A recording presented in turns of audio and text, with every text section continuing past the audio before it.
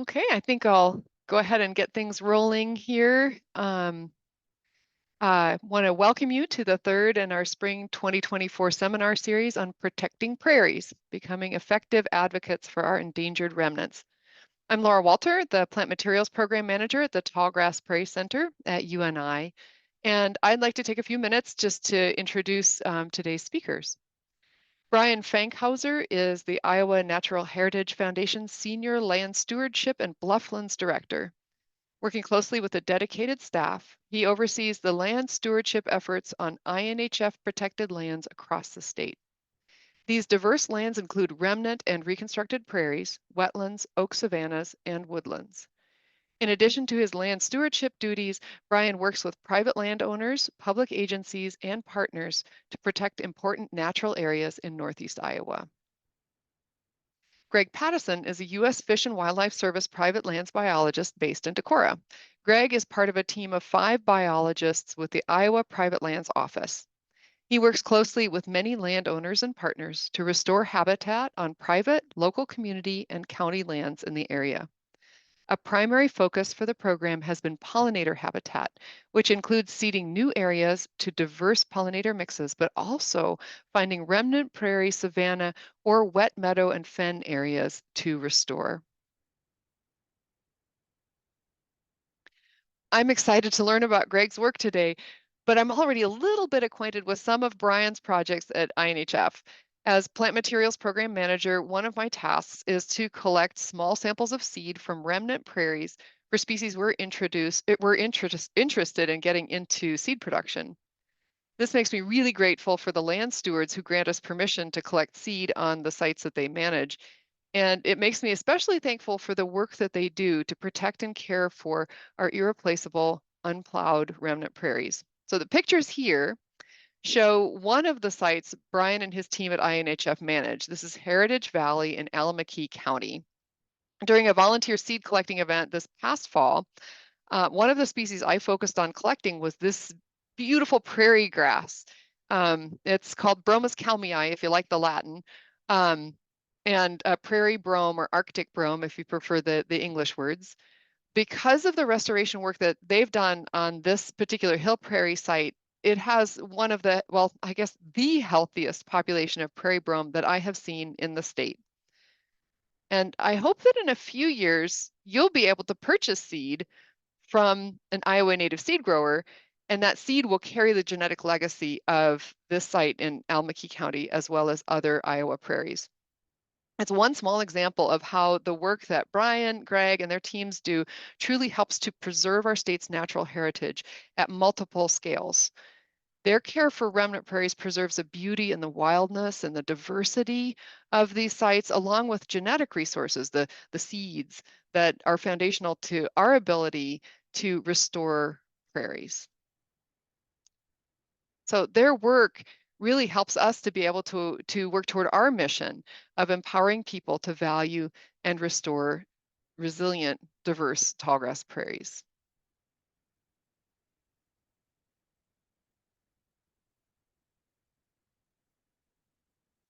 Couple of housekeeping notes before I turn things over to Brian and Gregg. We hope that you and our audience will have questions for Brian. Please share your questions using the Q&A button at the bottom of your Zoom screen. We'll also try to monitor the chat, but it's helpful to keep questions stored in the Q&A. And finally, thank you to the Friends of the Tallgrass Prairie Center for sponsoring the seminar series.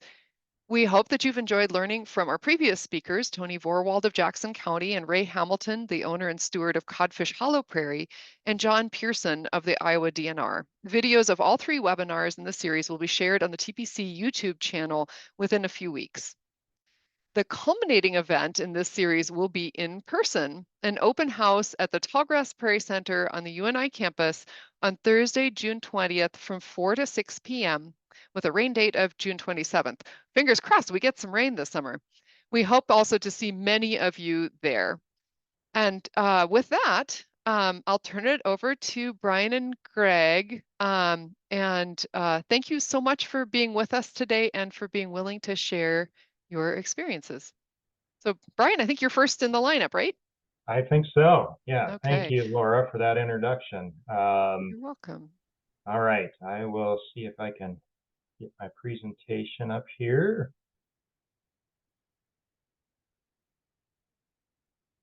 All right, you see it there?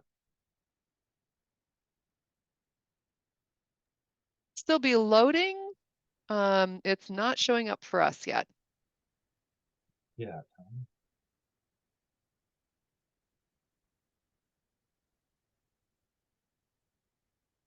Let me try it again. Okay.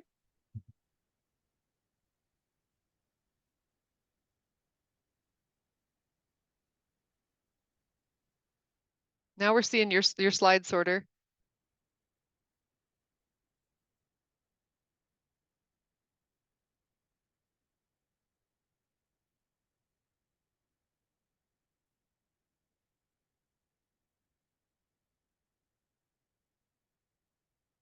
Brian, are you still with us?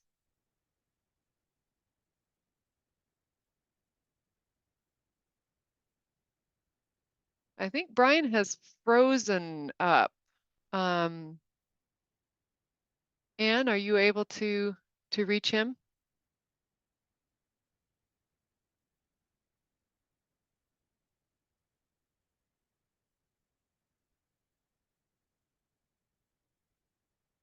I think Brian has left us momentarily, and hopefully he'll be able to get back on. And Gregg, did you want to take over and do your presentation? You'll need to unmute. Yeah, I can jump in and see if Brian can get back in here. Okay, thanks. We'll attempt my share screen. Okay, hopefully this works for you and doesn't freeze up on you. Perfect. All right. Okay. Well, thank you for giving Brian and myself the opportunity to talk today. Um, as everybody can hear, I do have a little throat issue going on, so I will try to get through this, and I modified a little bit of the talk just in case um, I can't get through it. But really pleased to come in here and talk a little bit about some prairie and savanna habitats in Iowa and give a little perspective from the Partners for Fish and Wildlife program. Um, just to start off, because some people may not be completely familiar with the Partners program, I just wanted to give oh, it doesn't, there we go. Now it's advancing. Just to give a little update on the Partners program and what we are and who we are. The Partners for Fish and Wildlife program is the private lands program. We work to um, restore, protect, and enhance habitat on private lands. And in the definition for the Partners program, that is non-state, non-federal land. So we do work a lot with county and local communities. And our core species, our core trust resources that we work with mainly are migratory birds, threatened endangered species, rare and declining habitats. So prairie remnants and savanna habitat really fit well into that. And we provide cost share and technical assistance to landowners to help them reach the goals they want on their property for land management, for wildlife. Our program's a little different than some of the USDA programs in that there's really no cropping history.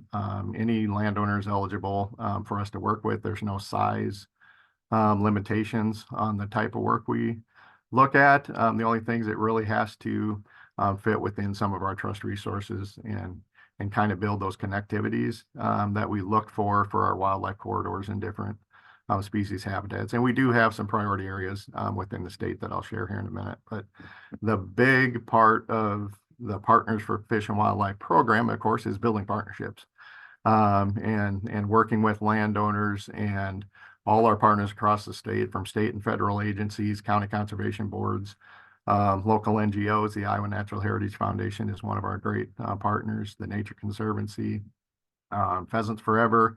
But you know, all of those different groups building down to the community groups, local community groups, and really building that advocacy from the bottom. The title of our presentations are kind of becoming effective advocates, and really through our program, we really engage with some of those local community leaders so that the landowners and the communities really are the advocates for the habitat work that we're doing on the landscape. And recently, some of our big partnerships have been with some of the ag commodity groups. Iowa Soybean Association has been a really good one. And another one's Practical Farmers of Iowa. So we're kind of reaching out to really try to build cohesiveness across the state with all the different groups. So it truly is ground up building of habitat work throughout the state. We do have 10-year habitat agreements and reimburse on restoration. We don't have rental fees or different things like a CRP would. We basically are, any funding we do is for habitat restoration work on the landscape. And no easements are put on our properties per se for the Partners Program. And just kind of to look where you mentioned that we have 5 biologists in the state. Derek Weisenflug is out of Kossuth County in north central Iowa, Union Slough National Wildlife Refuge, kind of a focus area of the Prairie Pothole region in northwest Iowa. Little Sioux watershed is one of those areas where a lot of remnant prairie work has gone on for Derek. Works with a lot of oxbow restorations and oak savanna habitat as well throughout the area. I'm located up in Decorah, Iowa. My focus area is within the driftless area. His main focus, one of the big focal areas for our remnant work, is kind of in the upper Iowa watershed of Winneshiek and Alameda counties, and we'll see some photos of some of the stuff we're doing up in that area. Scott James down in southeast Iowa, Scott County, the Illinois-Iowa field office, has done a lot of remnant work in the Quad Cities area and into Illinois. He works on both sides of the river. Andrew De Alessandro is our state coordinator based out of the Neil Smith Refuge in Jasper County. And Jaron Sears, our newest biologist, who just started last week, works out of that area too. And we'll get kind of a new focus going again, reinvigorating a focus area in southern Iowa and some of the grassland work down in that area. That just kind of gives you some of the areas where our focal areas are, and it really matches up with kind of where a lot of the priority work for conservation is in Iowa. So we really try to focus in those areas where we can have the biggest bang for our buck. Excuse me while I take a drink. But today I want to talk mainly about remnant prairie and oak savanna habitat and the stewardship that we do on some of these properties. It's basically going to be an old-time slideshow from here on out with just some pictures, and I'll talk some. But basically, I'll give you some examples of some remnants that we work with in Iowa through the Partners Program, some of the steps we've taken on each of those sites in terms of the stewardship work that we're doing, but really empowering the landowners to succeed in getting the habitat that they want on the landscape. And not only just to succeed on getting the habitat on their landscape, but it really helps in building that whole community buy-in to what's happening on the landscape for habitat and buying into that appreciation for these remnant habitats that we have on the landscape. And you'll see that is specifically in some of the areas in Alameda County where we have a real strong focal area as we go through there. But kind of what is a remnant? I guess when we start, what are we talking about when we talk about a remnant prairie? This is a hill prairie in Davenport. It's one of the cemeteries, and I knew I was going to forget it when I did this, but it's a cemetery in Davenport that Scott James has worked with the landowners. But basically, we have a history that knows that this property has not been plowed. We know that the vegetation on there is native vegetation. It's native to that location. And yes, when we started, this is from a field day that we went out there. It's kind of an after photo. It was filled with buckthorn and it was taken off that site.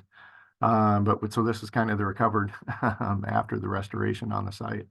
But we know it's a remnant. prairie, and it's extremely valuable because of the diversity of the plants that are left on this site.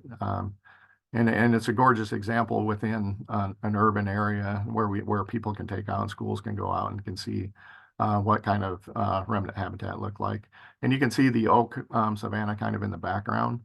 And I think that's an important part of a lot of our remnant prairie sites really tie into some oak savanna sites, especially in the hill prairie areas where the areas could not be farmed.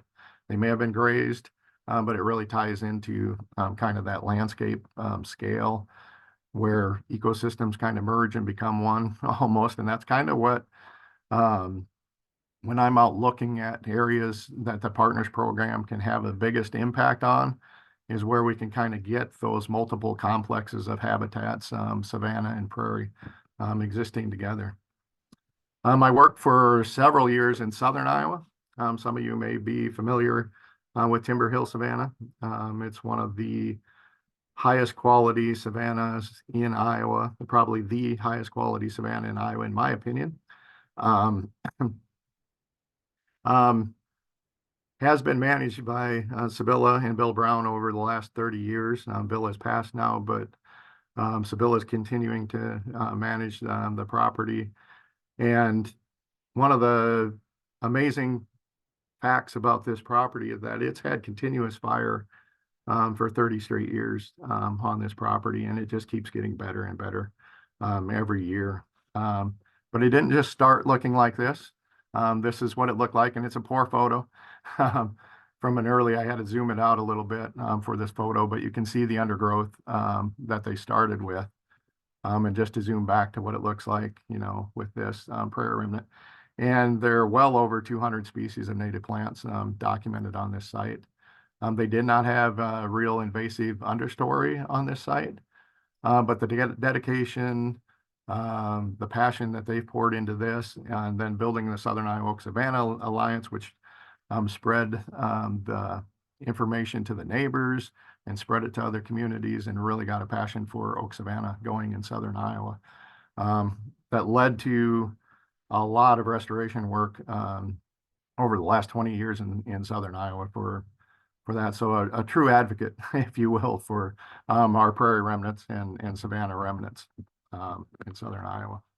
Another in southern Iowa that I worked with was John Orvis, who has passed now also, unfortunately, but a true hardworking, dedicated individual who did a lot of the work on his property on his own, but also became a strong advocate for burning in the woods and managing your timber for open oak woodland and prairie remnant habitat on his property. A great example of some of the work that goes on. And the Partners Program in all of this, it was just kind of helping get the funding where some funding needed to be to get them pushed past some obstacles that they had, be some advocate for outreach to some of the neighbors, and kind of help coordinate some of the activities on here. But it was really up to the landowners to really drive the restoration efforts and keep them going for multi-decades in some cases on these properties, to keep them going for years to come in habitat. We mentioned fens and wetlands. This is an Iowa Natural Heritage fen in Fayette County. Excuse me, alpha fen. Again, highly productive and diverse remnant prairie. You can see some of the non-native vegetation trees coming into the site that we'll continue to work on to get out of the site to preserve that native diversity on this site. With hard work, INHF and Fish and Wildlife Service are partnering to get CCI crews in there to help keep some of that woody vegetation out and partner for that. So again, the private landowners again stepped up and said, you know what, this has never been farmed. This has never been, we want this to stay fen, and they got involved with Iowa Natural Heritage Foundation and got it saved. And now the Partners Program can come in and help do some of the restoration work. This is a Wildlife Society meeting field day out at the site. So again, being able to advocate and outreach to the next generation of conservation biologists and advocates for native remnant prairies is a great example of encouraging folks to get out and protect and enhance these natural areas and rare plants on these sites. So this is the lesser prairie fringed orchid that was found on this site last summer, and it has a strong population of this out on the site. So it's exciting to be able to find still some of these remnants that are holding on to some of these rare plants and get them protected and preserve them and get the management that they need to make sure that they're preserved for the long term. Pattison County, Iowa. So I'm kind of bouncing around showing different areas of the state that we work on. John Pauley Preserve on this one. He has an oak savanna remnant that's degraded because of heavy grazing, but slowly coming back. That grades into a beautiful wet meadow transition zone and wet meadow that is really one of the best wet meadow areas probably in the state of Iowa that I've seen. We did some restoration you see in the background of taking an old river scar, kind of a semi-oxbow restoration in that area to get some standing water in the area for waterfowl production, but preserving a lot of that real diverse remnant prairie habitat around the area. He does have some reed canary grass research that Tom Rosberg's doing with controlling reed canary grass, and they're having great success actually of not eliminating, but kind of controlling reed canary grass and allowing the native wet meadow vegetation to show on this property. So a great example in central Iowa of a remnant prairie. And then kind of what I want to concentrate on, what I've been focusing on the last several years is kind of the hill prairie in northeast Iowa. Some of you on the Zoom may have familiarity with this site if you were on the Prairie Conference tour that went up to northeast Iowa, Alameda County. This is the hill prairie that you guys I know did at least one day field day and walked on this hill prairie at that time. We're fortunate in this part of the area. We have a lot of hill prairies that aren't completely eaten up by cedar trees at this point. There still have a lot of the remnant potential left. And we started this winter with the top half to really try and open that up. We had a contractor out there, you can kind of see hidden in the trees starting to cut some of the trees, a picture of this hill prairie up on the top. And you can kind of see the one tree where he's taken the branches off and started a very small pile and then takes down the tree and makes small piles. One of the biggest challenges we have with these hill prairies is what to do with all this cedar material that we're burning or that we're taking off. And you can see that they've cleared this whole hilltop within the last month. And all those little piles are what are left of all those cedar trees. And they've done an actually amazing, I will say, job of getting those cedar trees piled in very small piles that'll minimize any disturbance by burning those cedars. Unfortunately, this year has been extremely dry. We haven't had snow. And so burning them this winter has not been a great option for us because the whole area would go up. And we found that burning the piles on frozen ground actually reduces the amount of disturbance that the fire actually causes on the site. The other good thing with this hill prairie site is that the cedars are relatively small, and I'll show you some slides here next why that is, but they're younger yet, and so they don't have huge trunks that burn for a long time that really sterilizes the soil. These are fairly quick burns, and on frozen soil they do pretty well. Most likely this will be burned next winter when it's frozen, but we're getting snow here in the next couple of days, so who knows, maybe we will get in there and get some fire on it yet this year. One other site on here. This is another site that may have been on the Hill Prairie site. This is Armand Bart's site, who's a scientific and natural area biologist for the state of Wisconsin, but he lives here in Iowa. And I wanted to show this for a couple of reasons. You can see, I don't know if my cursor shows up on the screen. This portion of the prairie he had opened up earlier, and you can see a few trees coming back on that. It does get burned every few years. And you can see the piles that we had. Again, a very dry late spring cutting on the lower portion. The upper portion got burned. The piles got burned. The lower portion, we didn't have time to get them burned before it just became too dry to get them burned and warm. So these got burned later in the fall. But you will see that we did leave a corridor of cedar trees in the middle on this one for two reasons. Number one reason probably is Armand's a bow hunter. And so he wanted some areas for the deer to travel up in there. And he wanted a shield from the road at the bottom to keep the road hunters from shooting any deer on his property. But the other one was that there were some moths that were found utilizing the cedar trees, and he wanted to maintain some of the diversity of the moth species on the property that were using those cedar trees. So we did leave some cedars on his property. But here's a kind of an aerial photo of this area that we're talking about. And so Armand's property is this blue peg right in here. The red star is where that top half Hill Prairie was that we did the restoration work on this winter. And I really quickly just want to follow up. So some of our partner work on this area, the Iowa DNR had done a study of where remnant hill prairies are. And this is in the Sand Cove area of Alameda County.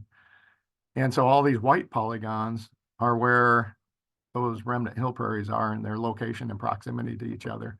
The red polygon is rusty patch bumblebee known population, high priority area. The green areas are public areas. So you can kind of see how everything ties together fairly nicely in this area. And so Practical Farmers of Iowa had a grant, and we worked together to put a field day on Armand's property, which led to Armand talking to a neighbor and having that neighbor over to the field day. And we got part of a restoration done on this property, which got this neighbor to talk to one more landowner who we got a restoration done on that this year, which prompted the other neighbor to come over and talk to the neighbor. And all of a sudden we have a cluster of multiple restorations in close proximity. And again, that's part of that partnership that we work with the landowners, with the Practical Farmers of Iowa, with the Iowa DNR, with local landowners to make those connections and kind of make this a community built process. And instead of the federal government coming in and saying, we need to restore this and do this, it's really the landowners coming to us and saying, hey, that's pretty cool. We want to do it on our property. And that's worked really well for us in this area. And this is that same area, 1930s aerial photo. And if you look at all these hill prairies on these remnants, these are all wide open hill prairies on the side. This is Armand's right in here, I believe. But I want you to kind of look at some of these L-shaped ones. This is the 1990s. You can see that they're still pretty wide open in the 1990s. So the trees are fairly young, the cedars that are coming into this site. You can see them starting to come on these properties. And in 2014, there's still a lot of open prairie on these sites. If you look at these photos, this is the one with that top half that we cleared off, and you can still see how much. So a lot of these are younger than even 20 years old, 10 years old. So its time is perfect to really get them out and still maintain our remnant prairies on the sites. And this is kind of what it looks like. This is a shot at Heritage Valley that Brian took that really shows how quickly some of these prairie remnants can come back. This is kind of a combination Savannah Hill Prairie site. You can see how solid on the left in 2019 the cedars were on the site. You clear those out, and just immediately you start getting a bed of blooming plants on the site.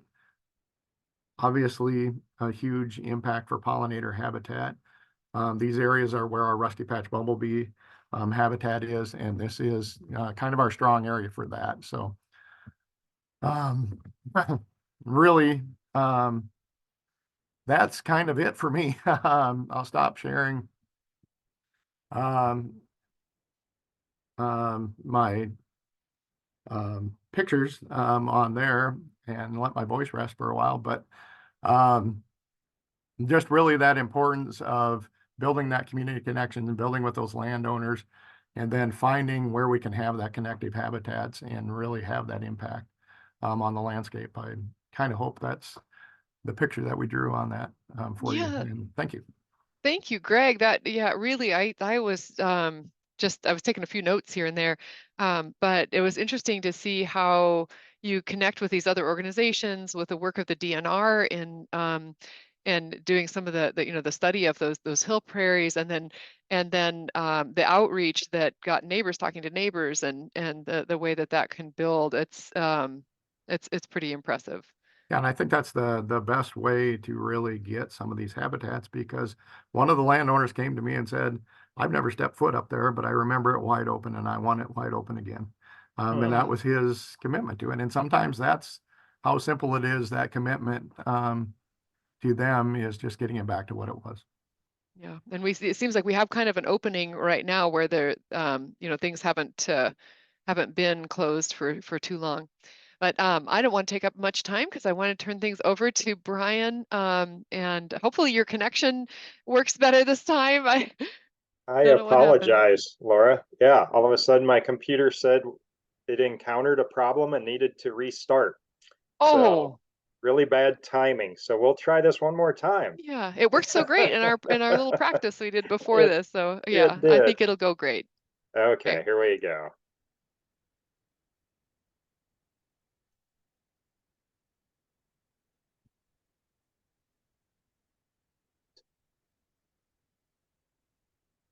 Do you see my slides there? We see all your slides right now. Yep. Yeah, I need to find there we go. Okay. That looks fantastic. I'll duck out now. Okay. All right. Great. Well, again, thank you for the introduction, and I'm going to try and go through this pretty quick because I know I wasted a little bit of our time, but I'm going to talk a little bit about our land protection and land stewardship efforts, and then focus in on a few properties and share some highlights on those. But for those of you that may not be familiar with the Iowa Natural Heritage Foundation, I just thought I would share a few quick things about us. We are a land trust or a statewide private nonprofit organization. We were established in 1979, and our mission is to protect and restore Iowa's land, water, and wildlife.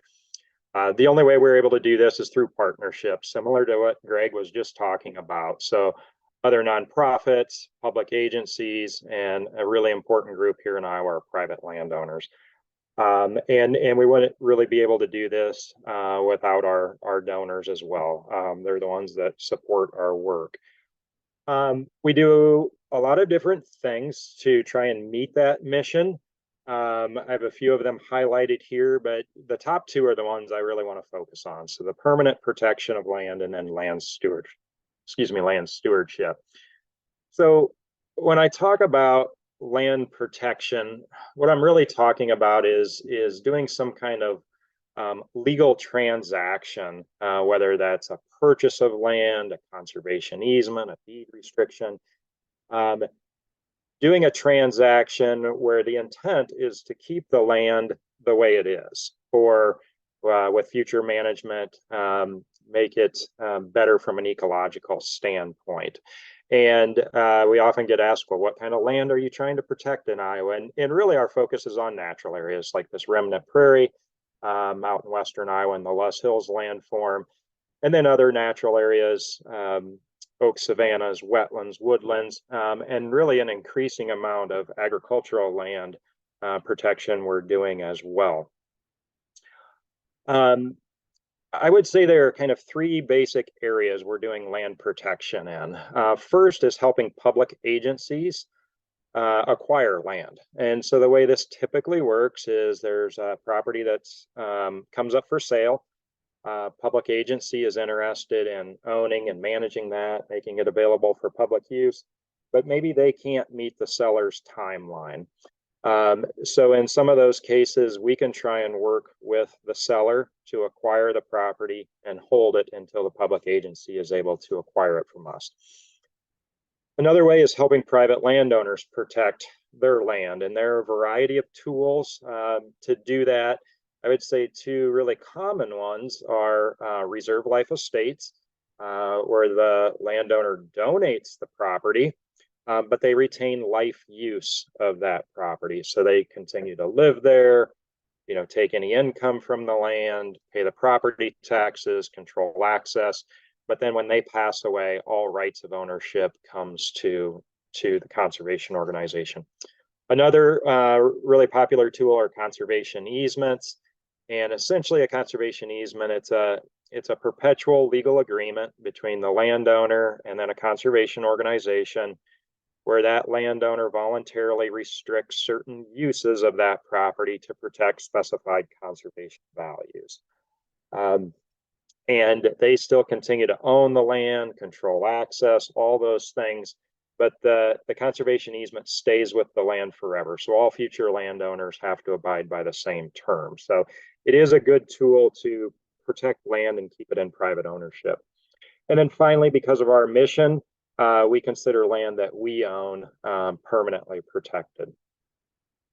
Here's where we have done land protection work along with the help of our partners and donors since we started in 1979. And just to give you an idea, we've helped protect over 197,500 acres. The green dots, most of those are properties that we've helped public agencies acquire. A few of those are ones that we actually own. The yellow dots, those are those conservation easements that I just mentioned, and there are 231 of those that we hold, which protects a little over 26,500 acres. And currently, the Iowa Natural Heritage Foundation owns 69 properties that we intend to keep long term. That encompasses about 9,600 acres. Did a little checking on that. There's of those 9,600 acres, there's 540 acres of remnant prairie on those, and we've done 1,270 acres of prairie reconstructions or prairie plantings.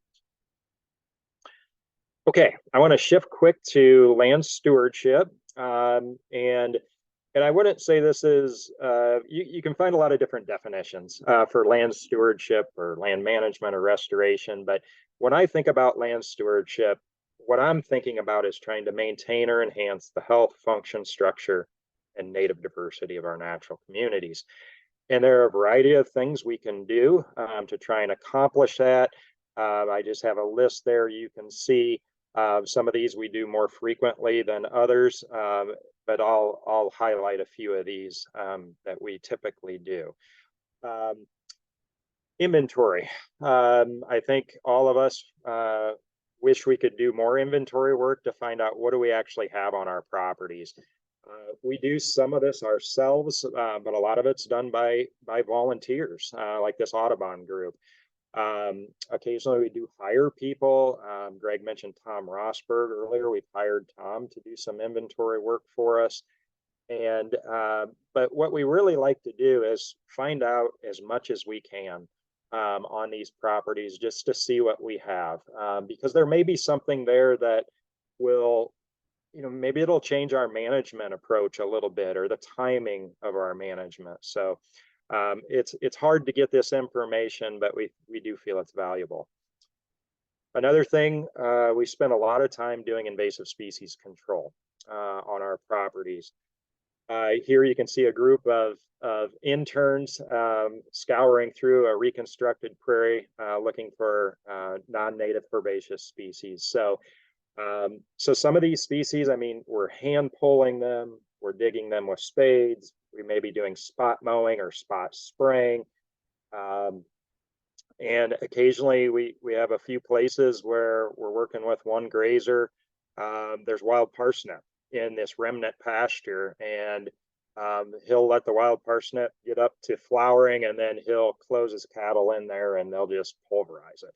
And so there are a variety of tools that we use to work on these invasive species, but I think the thing that we like to really utilize or thought is, we want to use the most effective tool that does the least amount of damage on these sites.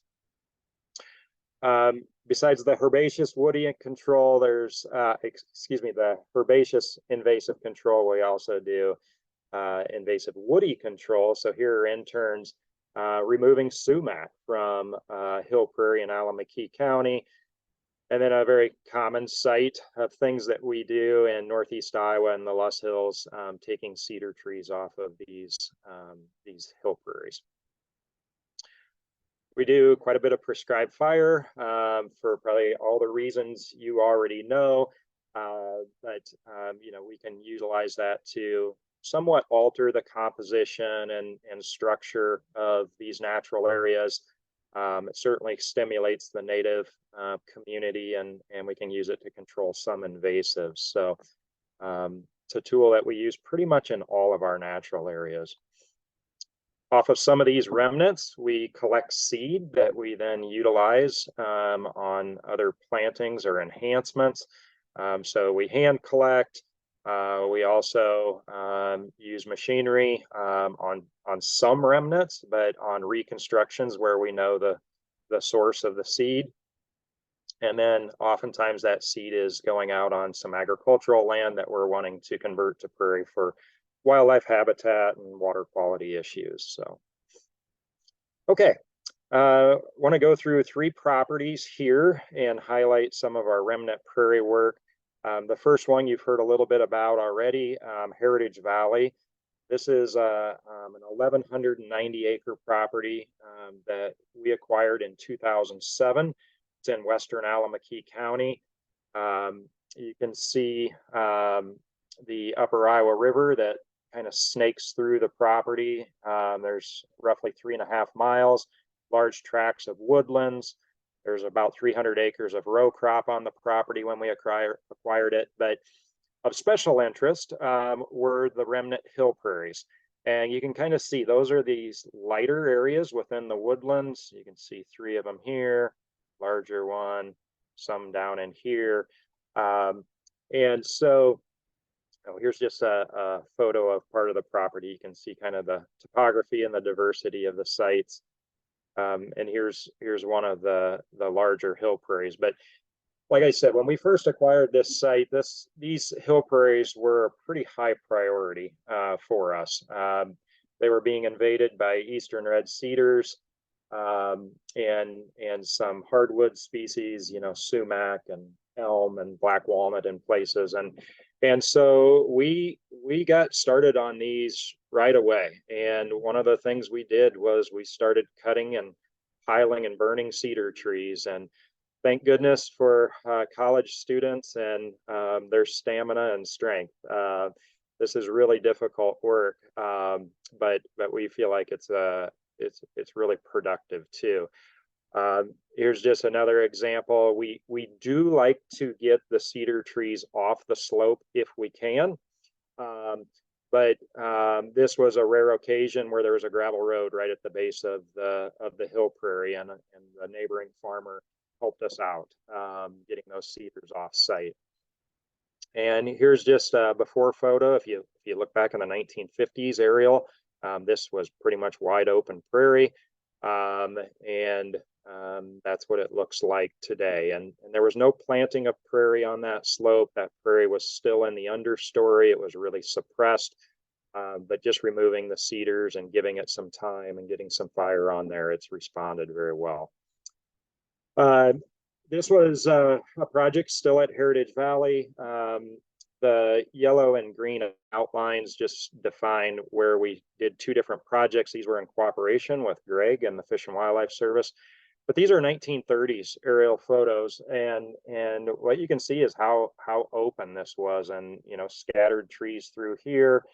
And then move up to, I think this is a 2010 color infrared, and all of this red, these are eastern red cedar trees that have invaded those dry hill prairie and oak savanna areas. And so we went in there with the help of a contractor, cleared those cedars out, and here's basically what it looks like today.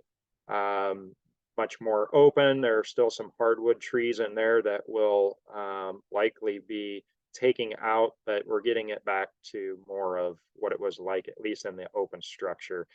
One thing I wanted to point out that we did on these two sites, prior to removing the cedar canopy, you can see in the foreground there was some European buckthorn on the property, and we've seen other areas where there's been honeysuckle or buckthorn in the understory, and it wasn't treated in advance. The cedars came off, canopy's gone, and all the sunlight's just baking on that surface, and everything responds to that sunlight. You know, the prairie that's still there, but also your invasives.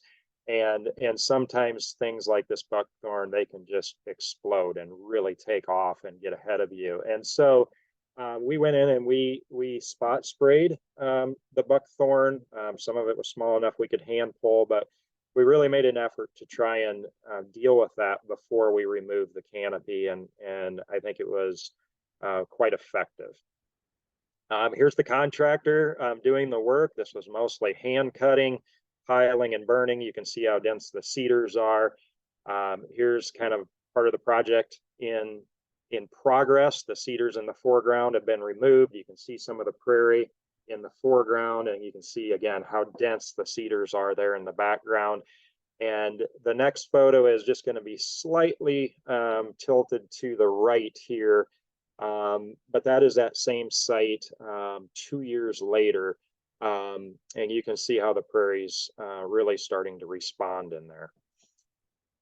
But just another thing I wanted to point out, this is that same location on that hilltop, and you know, I really wish we could do one and done management, but it doesn't seem to work that way, or it doesn't for us. You know, when you are working on these sites that have a heavy woody presence, there seems to be a lot of follow-up management, because you get, again, all this regrowth. So you have a honeysuckle there in the middle, and you get raspberry and blackberry and other woody species, and you get things like Canada thistle that you never saw in there until you remove the trees, and then it just shows up. So you know, the consistent and what I would say is somewhat aggressive follow-up management seems to be important in helping that site recover. We do quite a bit of hand collection of prairie seed on this property at Heritage Valley, and utilize that seed to put back out. And most recently, what we've been doing, this is one of those sites that the contractor worked on. So this used to be covered in cedars, and the cedars are gone now. There's prairie in the understory, but it's quite suppressed. And so one of the things we've been doing is adding prairie seed, again, that we harvested off of remnants from the property there. The hope is to try and capture that site as quickly as possible to build a fuel load so that we can get fire in there to help control that woody growth that we know is coming. Of course, we've been using prescribed fire to help maintain these areas. You know, here's a site where we didn't cut any trees, but we had the chance to get a pretty hot fire on it, and you can see we effectively killed those cedars. And another thing I wanted to mention, we've been making quite an effort, I feel like, to try and not burn an entire remnant. These hill prairies are, at least historically, have been mostly isolated. They're surrounded by trees, and we're trying to be conservative with that burning, you know, thinking about the insects and what their ability is to withstand a complete fire, and then maybe be able to recolonize a site. And so this is difficult to do some of this, but we feel like it's worth it. And so just another picture where we burned about a third of a hill prairie. I mentioned the 300 acres of agricultural land that was originally on the property. We've converted about 94 acres of that to prairie.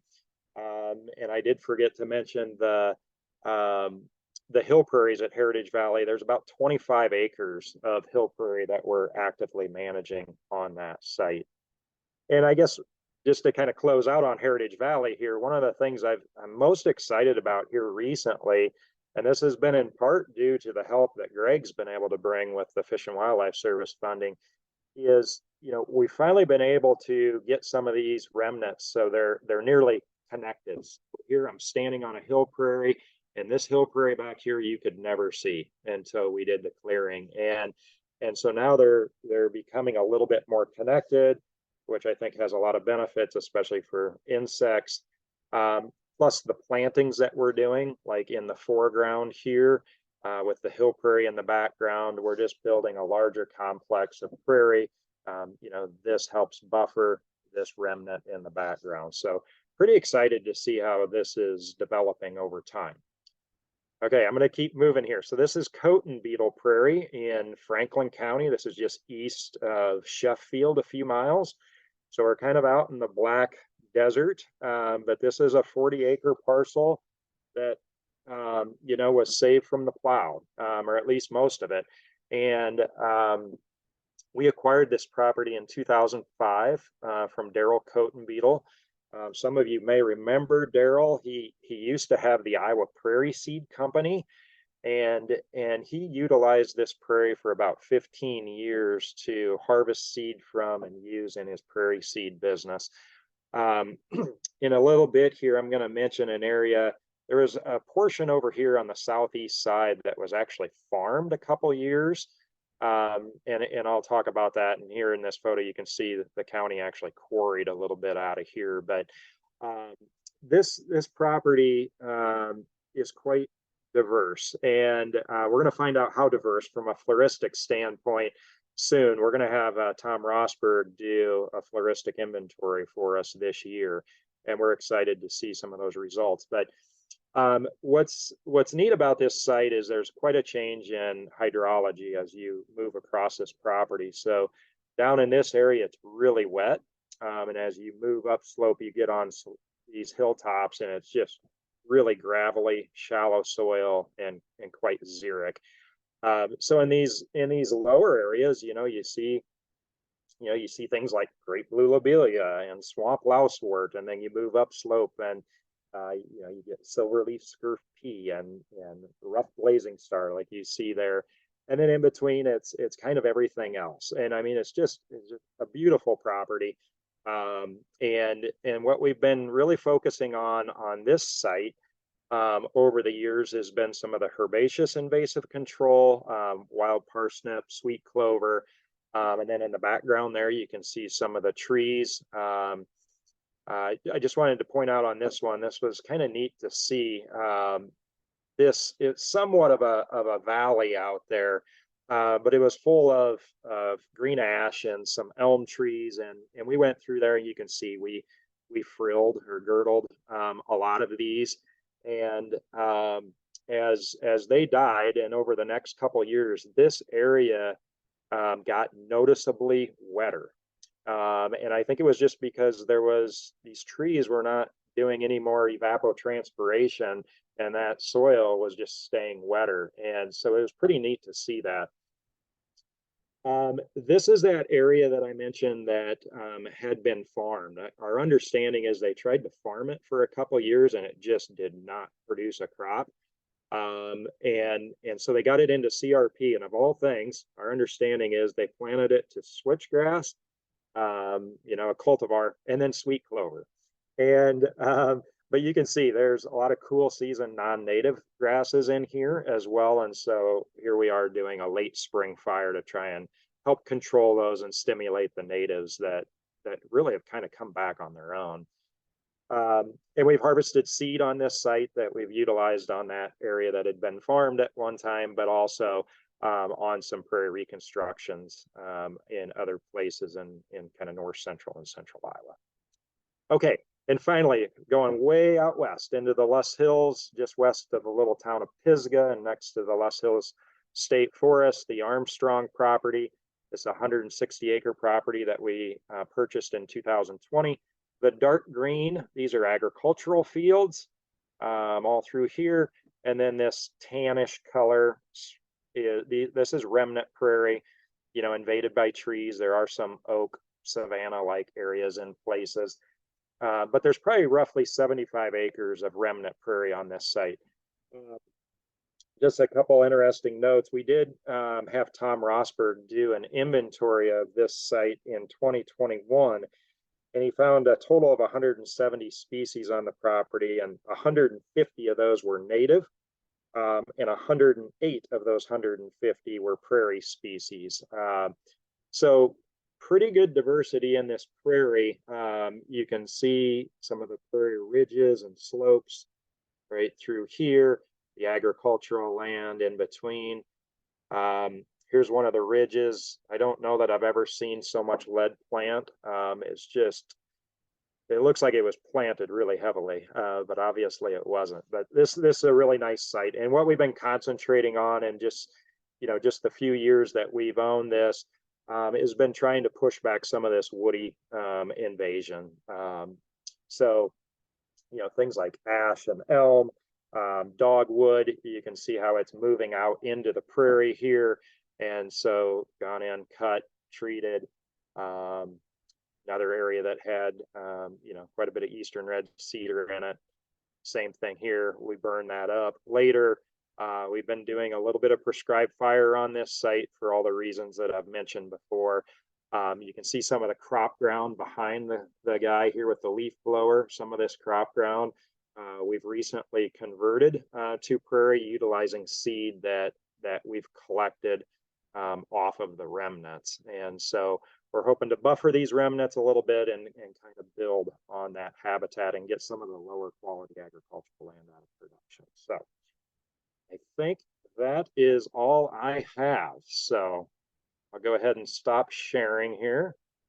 All right. Well, thank you so much, Brian. It's you know, it's wonderful to get a little bit more of the background on some of those sites that I've actually visited and collected some seed from, and to appreciate, you know, the work that's gone into securing those properties, everything from, you know, those initial conversations with landowners to the ongoing restoration work that you guys are engaged in. So just very, very fascinating. We are at 5 o'clock, so if anybody needs to leave, we totally understand. But if you want to stay on, and if you have questions for Gregg or Brian, I'd welcome anybody to ask. I haven't seen anything in the Q&A yet. But any questions that anybody has, we're a small enough group today. Maybe folks could just ask their questions, you know, live. Also, Laura Jackson says that she would like the audience to have a group Zoom photo. So if people want to turn on their videos and do that, that'd be fun.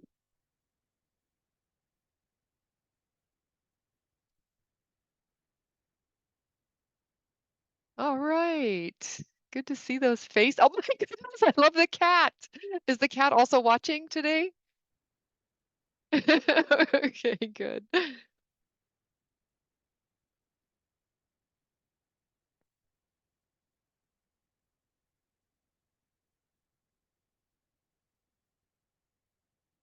All right, Laura Jackson, are you in charge of getting the Zoom photo? I am. I'm there should be 14 of us. Looks like we've got 12 or 10 on, which is not too bad. Yeah. There's nobody else coming. Oh, all right.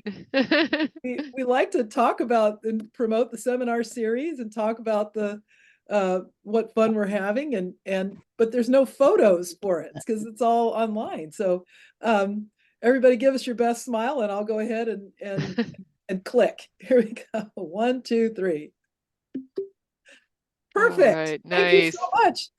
We're a small group. You don't have to hop off. You can keep talking. All right, I'm done. Okay.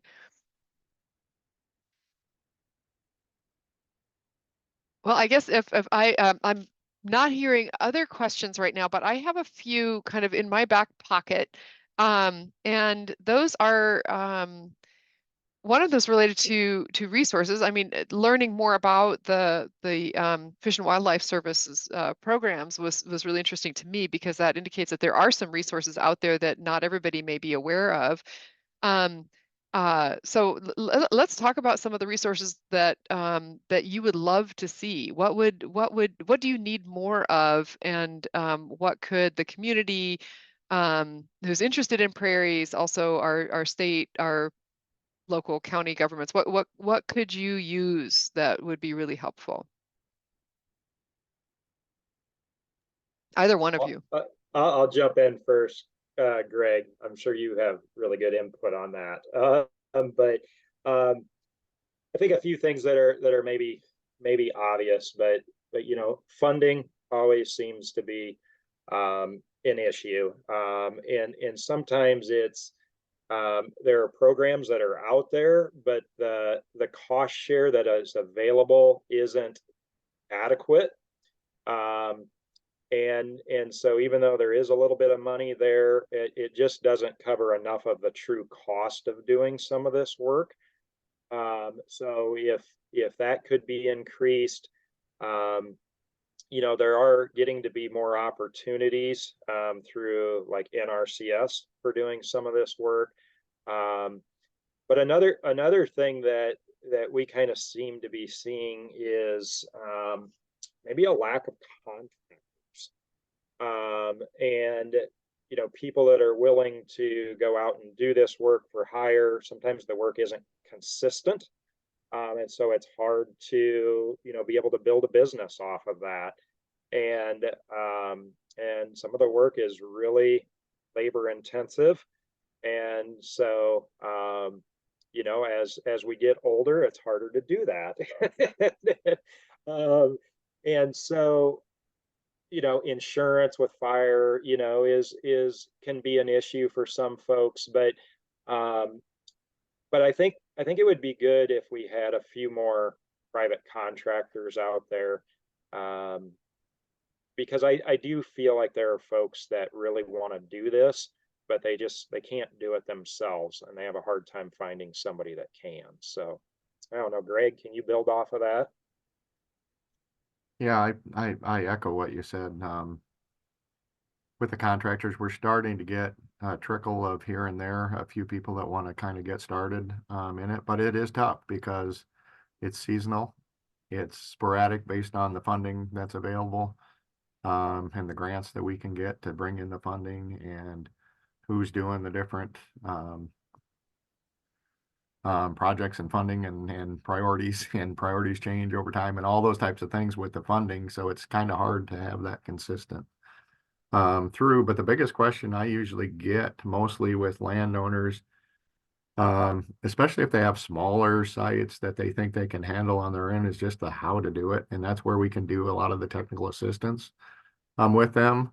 But the how to do fire part gets a little bit trickier with that, because there's just some restrictions and policies and things on how much and how far we can go with it. So I think we need to kind of build those partnerships back. We had some in Southern Iowa with county conservation boards and private individuals where we could put on some of the trainings and things. And I think we need to build that capacity back across the state, where landowners have workshops and the opportunities to really learn how to implement some of these projects. And then just the daunting task of a massive hill of cedars and what to do with all of it, on some of these hill prairie protections. But I think that's one of the biggest questions that I get, is just the how to. And so we can put together a plan and do it, but you almost really need to be with the landowners through those first stages. And that's where we have some flexibility to do that, but we can't be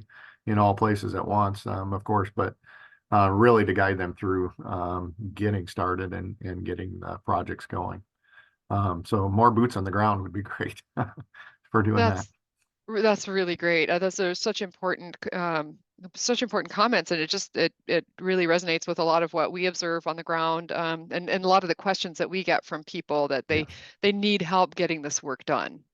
Even they don't know what to do, know how to get started, and then need help with it. So you just answered another couple of my questions, and your answers to that one was perfect.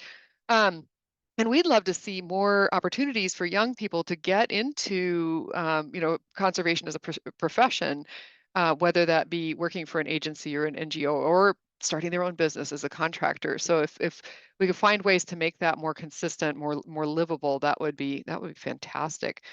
And that partnership for around the fire culture and getting more involvement of different agencies, individuals, and organizations, and that really resonates too. You mentioned boots on the ground, and I have to say that Brian had a great picture of a couple of volunteers collecting seed, and he happened to pick a picture of my mom, which was really kind of sweet for me to see. Not only was my favorite grass represented, but my mother in the picture. We have a couple of questions in the Q&A now. This is excellent. So I have one more question that relates to those volunteers, but I want to get to these questions from the audience. So we have one question two questions from Andrea. How can we find locally native plants and seeds for small home prairie patches?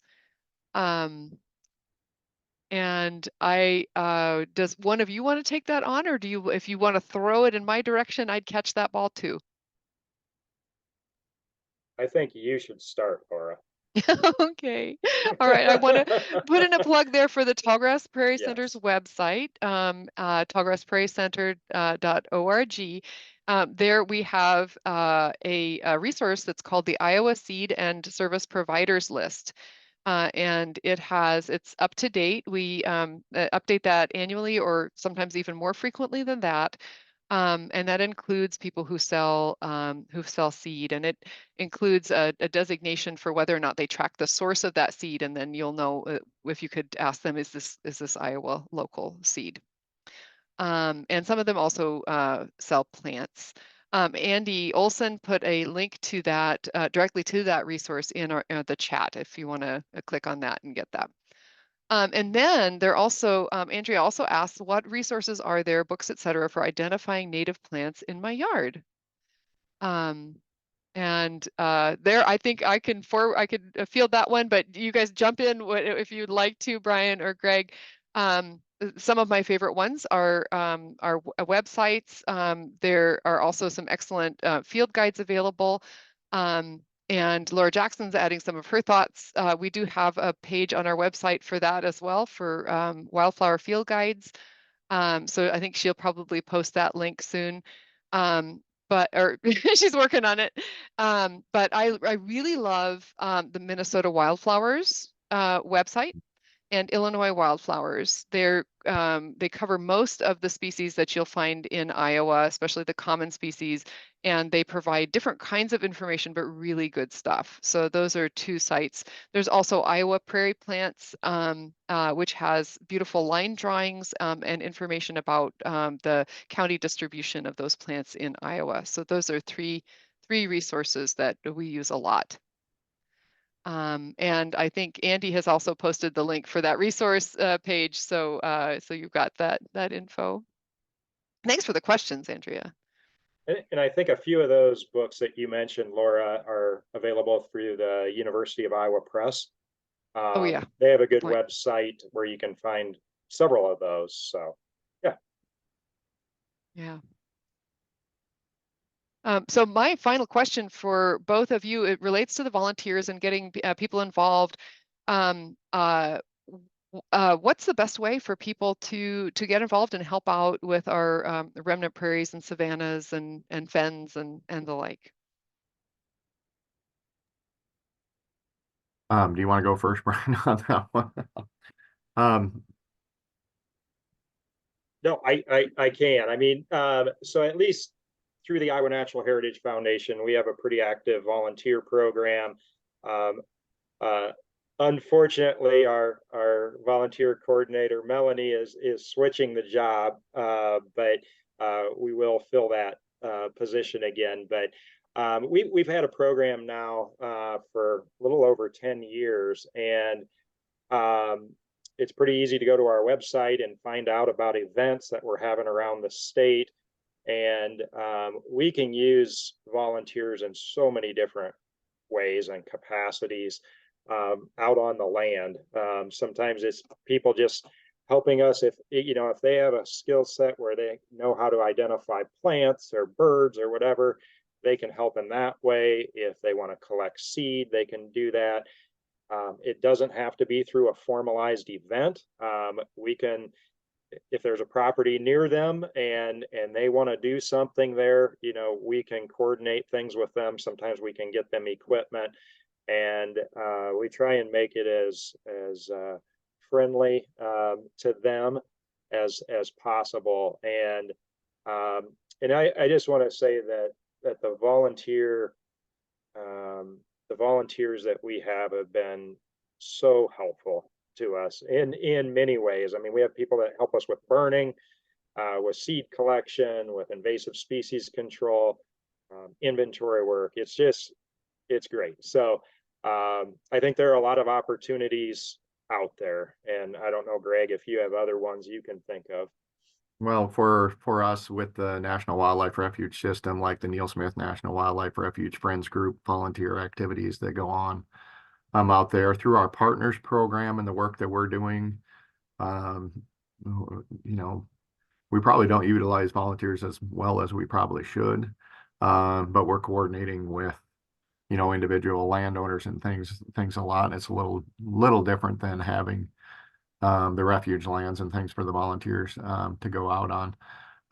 But we do utilize the Conservation Corps and some of those groups, and a lot of times we bring in some volunteers when we coordinate with them, and sometimes the landowners bring their own volunteers on to help with some of the projects that they're doing. So it does work out. But for the Fish and Wildlife Service, reach out to a local National Wildlife Refuge. They have a tremendous amount of volunteer opportunities, and a lot of times that's working on remnant habitats. So the Upper Miss along the multi-stations along the Mississippi River, DeSoto National Wildlife Refuge in the Loess Hills, and in their areas over there, they'll have some opportunities. And so yeah, I would reach out to them. Thank you. That's great to know about some of those opportunities to help. Are there any other questions, or we are now about 15 minutes past our sell-by date. So I just want to thank everybody for attending, and especially Brian and Greg. It was great to learn more about your programs today. Thank you for having us. It was fun. Thanks so much. Thanks, everybody. Hope to see you out in the field again soon. Yes. All right. Bye, everyone. Bye, everyone. Bye.